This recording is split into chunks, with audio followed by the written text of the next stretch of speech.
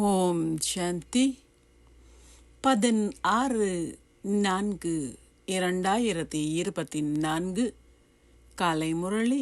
ஓம் சாந்தி. பாப்தாதா மதுவனம். சாராம்சம்: இனிய குழந்தைகளே, சதோபிரதான் ஆகுவதற்கு தந்தையை அன்புடன் நினைவு செய்யுங்கள்.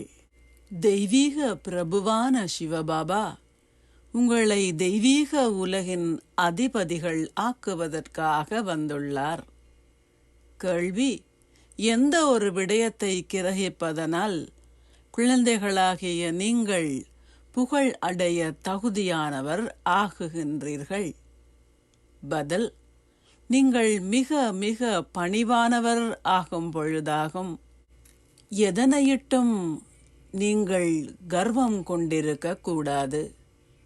மிகவும் இனிமையானவர் ஆகுங்கள். நீங்கள் கர்வம் கொண்டால் பகையுருவாகுகின்றது. உங்கள் தூய்மையின் அடிப்படையிலேயே நீங்கள் உயர்ந்தவராகவோ அல்லது தாழ்ந்தவராகவோ ஆகுகின்றீர்கள். நீங்கள் தூய்மையானவராக இருக்கும்போது உங்களுக்கு மரியாதை கொடுக்கப்படுகின்றது. நீங்கள் தூய்மை அற்றவர் ஆகும்போது நீங்கள் அனைவருக்கும் தலை வணங்க வேண்டும். ஓம் சாந்தி.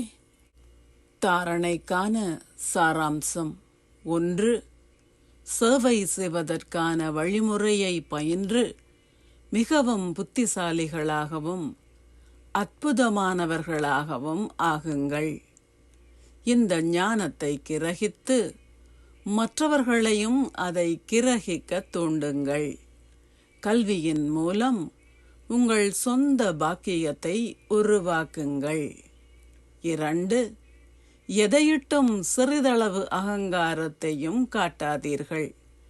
மிக மிக இனிமையானவர்களாகவும் கீழ்ப்படிவானவர்களாகவும் ஆகுங்கள். முதலையாகிய மாயையை இட்டு எச்சரிக்கையாக இருங்கள். ஆசீர்வாதம்: மேன்மையான வழியினால் கடந்ததை கடந்ததாக ஆக்கி சிறப்பு சித்தி எய்தி உங்கள் கடந்த காலத்தை ஒரு ஞாபகார்த்தம் ஆக்குவீர்களாக. கடந்தது கடந்ததாக இருக்கட்டும் என்று இருக்க வேண்டும். நேரமும் காட்சிகளும் கடந்து செல்கின்றன.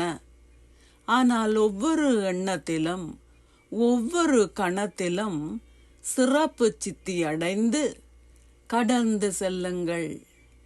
கடந்த காலத்தை உங்கள் விழிப்புணர்விற்கு கொண்டு வரும்போது உங்கள் இதயத்தில் ஆஹா ஆஹா என்பது மட்டுமே வெளிப்படும் வகையில் அத்தகைய மேன்மையான வழியில் கடந்தது கடந்ததாக இருக்கட்டும். உங்கள் கடந்த கால கதையின் மூலம் பல ஆத்மாக்கள் ஒரு பாடத்தை கற்கட்டும்.